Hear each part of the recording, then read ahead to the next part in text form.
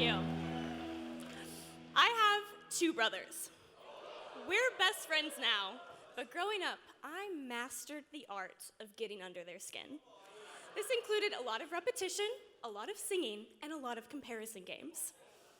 The best way and the most effective way was to combine all three and to repeatedly sing, "Anything you can do, I can do better. I can do anything better than you."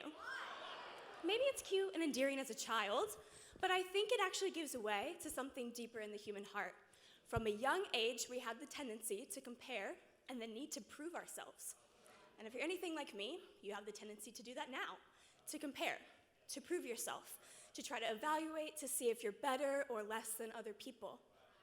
The thing is, this mindset is just unhelpful. Don't get me wrong, I love a bit of competition and spurring people on, but what do we do when it becomes unhealthy? What do we do when it becomes turmoil for our souls? How do we advance beyond comparison? I would like to propose that saying yes to Christ is actually to decline the opportunity to compare ourselves. You've probably heard the phrase, "comparison kills creativity," and I think this is true. But comparison also suffocates the heart of Christianity, which is unity. Paul says in Galatians 1:10, "Obviously, I'm not trying to win the approval of people, but of God. If pleasing people were my goal, I would not be Christ's servant." So by choosing this life, we've actually taken ourselves off the metaphorical scale.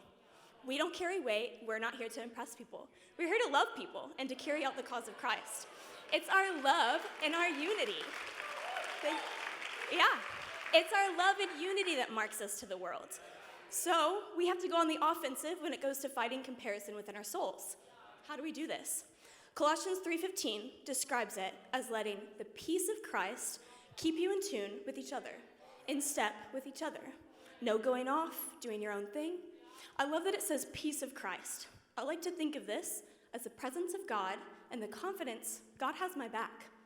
His hand is on your life, and his hand is on my life, and his hand is on the lives of people around you. It goes on to say, and cultivate thankfulness.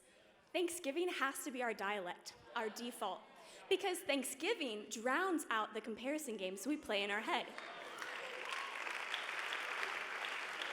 And lastly, it says, let the word of Christ have the run of the house, aka Rebible. You've got to get it in your brain and in your heart, because we don't have time to think about things that God doesn't think towards us. We're here for God, by God, to build the kingdom of God in unity.